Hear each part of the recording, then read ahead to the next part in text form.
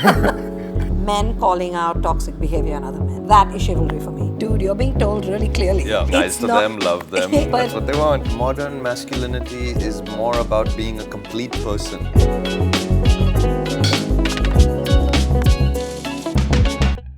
I'm going to ask you a question. Yeah.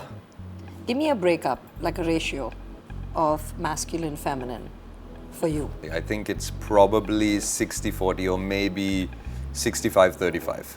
Once I tell my father, like, the faster you accept that I'm a girly man, the like easier your life will be. What about you? Same. I'd like to say 50-50. Yeah. But I think it's 60-40. Okay. And leaning on the...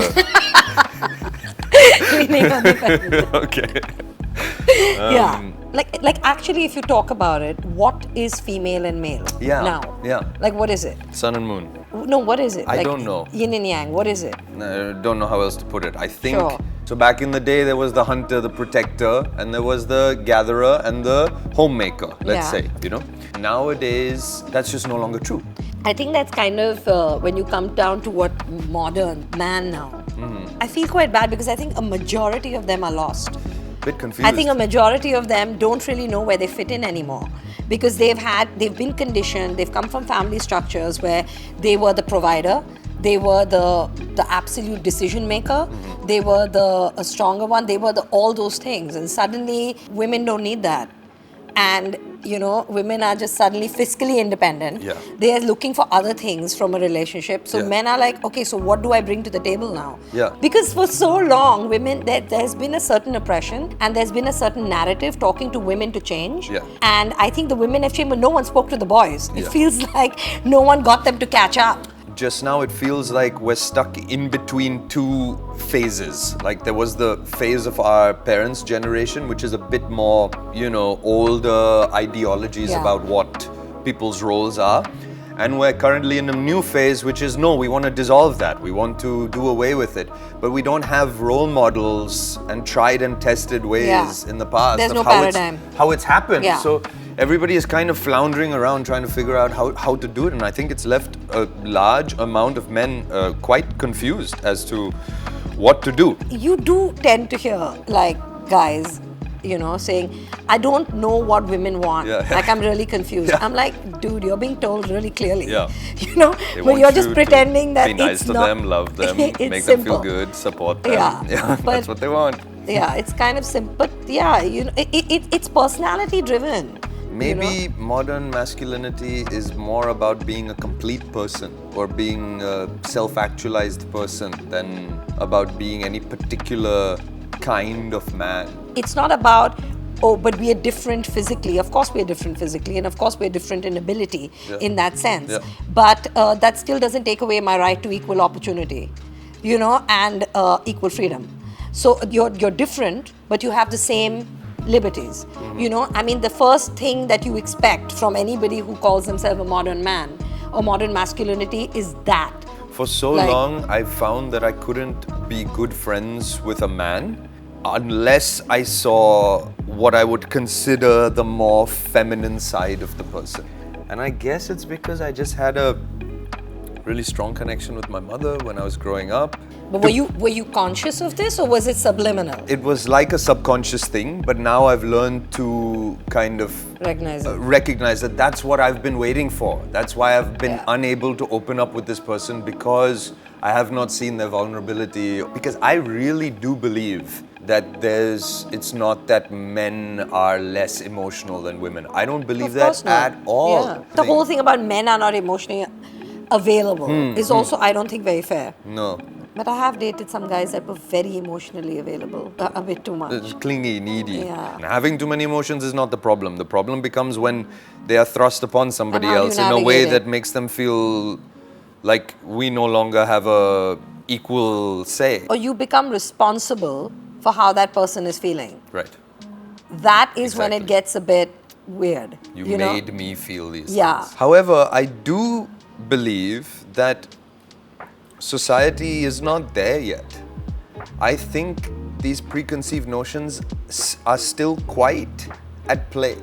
I don't see, for example, in a public setting a guy breaking down crying as much as I would see a woman breaking down crying, because they feel comfortable doing so. Yeah. They feel okay. They feel it's allowed. They feel society will not judge them for it. You know, you don't break down publicly because people judge you in a particular way. Yeah. And the same thing for women in a very different context. So we have decided that being emotional, being this is female, and being ambitious and being aggressive. And being a straight shooter, being a whatever is like, who decides this? It makes no sense. I agree. I was with my brother and Nitya, and I was at a match, and there was France playing Brazil, and it was insane because I was surrounded by men that were heightened emotion, right? They were crying because Brazil lost, crying, tears, weeping, screaming, squealing, and you're just looking around and saying, okay, there's this whole gladiator aspect to watching a sport, and why are men so attracted to this? I mean, there was a 50-year-old guy next to me weeping, like tears, and had full makeup on his face with the Brazil flag painted, but cry, and you're just like, wow, look at this, you know, they just. But then somewhere I felt like, is this a space for them to be emotional freely?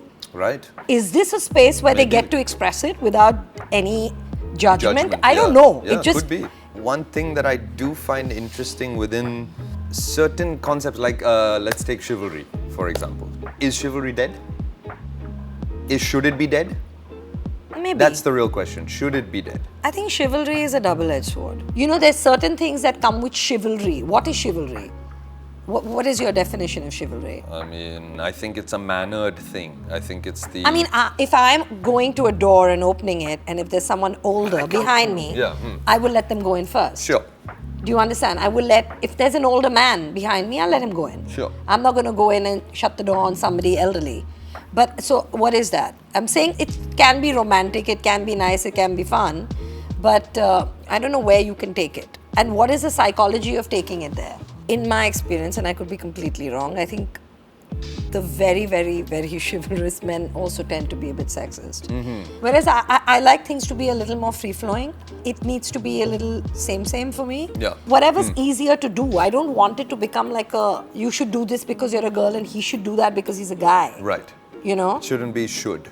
The director of this segment, he was telling a story earlier where he was saying that he was on the phone. He was with a guy friend in the back of a cab, and his girlfriend, he was talking to his girlfriend, and you know, at the end the girlfriend was like, "Love you, baby," or whatever, and he was like, "Yeah, I love you too," or whatever, and hung up because he felt embarrassed to show that otherwise more vulnerable, softer, loving. Imagine being afraid of saying I love you to somebody. It's such a bizarre thing because you feel you'll be judged by another man. It's truly bizarre. That should be the thing that we say easiest, you know? There's a weird judgment to expression of love, but we're totally fine with expression of hate. Yeah. Yeah, I hate that person. It's like, me too. It's strange. I think guys get embarrassed. I think so. Have we let go of these things truly? Do women still enjoy seeing otherwise, quote-unquote, competitive, aggressive, masculine traits sometimes? Absolutely. Yeah.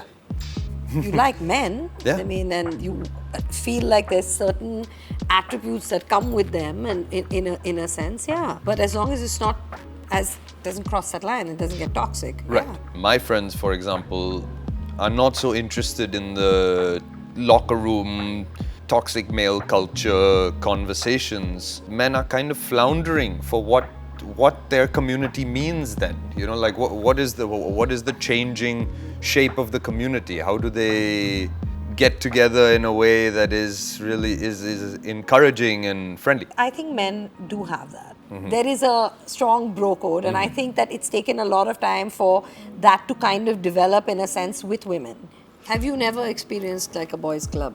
No, never a lasting. And this is if we're talking about the negative side of the boys' club.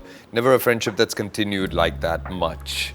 I actually consider my male friend group to be a very healthy, well-operating friend group. When I say boys' club, it's not necessarily a gang of friends.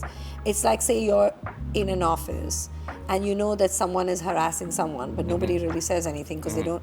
That's the boys' club. Right. You know, that kind of thing needs to be like, dude, that's crossing a line. But everyone just like backs off and says it's under my business. I wouldn't do it, but I'm not going to get in there. There's that entitlement. There's that. I think that needs to be called out, you know. But those guys won't even become besties with you either. I don't think they Yeah, would. that's what I'm saying, I think because they'd sense only that this guy is not gonna laugh with us Yeah. at that joke, you know. Yeah. We have some questions from the Bumble community. Would you like to go first? Okay. Chivalry. Don't expect anything in return. Let's go to the next one. Do men love grand romantic gestures? Yeah, I think everybody enjoys grand romantic gestures. I like the little everyday things. Yeah. 100%. Like the grand ones, I mean, it depends for me. Like what? Like what would be too much? Like, like it would be too. I mean, imagine that publicly. Right. Like you don't have a chance to say no. Yeah. Like you have to really know the girl's gonna say yeah. I mean, yeah. And even then, I mean, it's like, do I want all these people at my proposal? I don't know. Yeah, should You know, say yeah. intimacy in that? Yeah. So I don't know about that. Right. Well done. Thanks. Women have been the emotional pillar in a relationship for too long. It'll be nice to have an equally emotionally available partner, won't it? Yeah, I think it's nice to have an emotionally available partner. There can't be one emotional pillar and the other one is on top of the pillar. That's not gonna, this structure is not going to work. What does chivalry look like in 2022? You know what chivalry to me looks like in 2022 is men calling out toxic behavior in other men. That is chivalry for me. Yeah. Yeah? I always have fun talking to you, Jim. Yeah, have fun talking Yeah, to it was you as well. good. I hope someone enjoyed it as much as we did. It really was a free-flowing, nice conversation. Yeah. Yeah. I actually learned things about you. I'm going to sleep well. Okay, yeah, me too. Good night.